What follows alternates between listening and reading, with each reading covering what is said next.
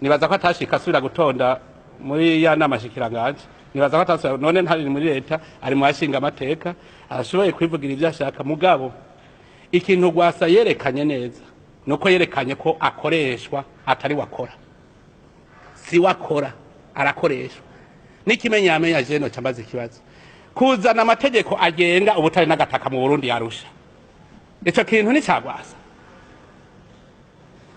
Murazi yuko nantaryo abakoroni ikintu ca mbere bashaka n'itunga ry'Uburundi, barariharaniye baremera bati nidufume twicana tumarana Burundi bupfe hako ubutare n'agataka buzoribwa n'abarundi.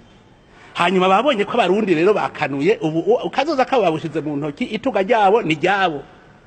Ubu rero baca barondera babandi rero bamwe bakoresha baba PDC, bamwe babagurano bakorera abazungu, bati genda wewe ugira uku nuku nuku, ngo reka ngo gende ngo bajya amategeko ngo agenge ubutare n'agataka azohinduka. Iyumvira umuntu aja kuvuga ati abarundi ntibajye ivyabo. Iyumvira umuntu agenda kuvuga ngo amatora acungegwe n'abanyamahanga, agakura ko gateka abene gihugu bamutoye. None uwo muntu aracaserukira abene gihugu cyane abaserukira. Cyo byarantangaje cyane.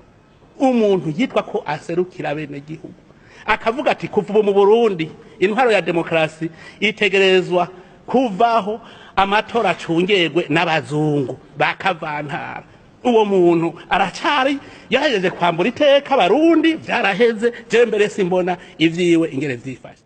Ivyiwe rero ntawe bisabisana n'ivya leta, kuko twarabonye yuko wewe akorera abandi ntazaharire, kuko n'ikimenyamenya ntiyari kuvuga ngo amatora acungegwe n'abanyamahanga, ntiyari kuvuga ngo leta isambuke haze leta afata kibanza, ntiyari kuvuga ngo amategeko agenga ubutare n'agataka aje kwigirwa yarusha, kandi ubwo butare n'agataka ari ivyo abarundi bonyene. Ivyo ni ivyemezo ntabesha vyerekana yuko umushinga amateka Rwasa atahasa sana na leta y'u Burundi iri kwikorera abene gihugu.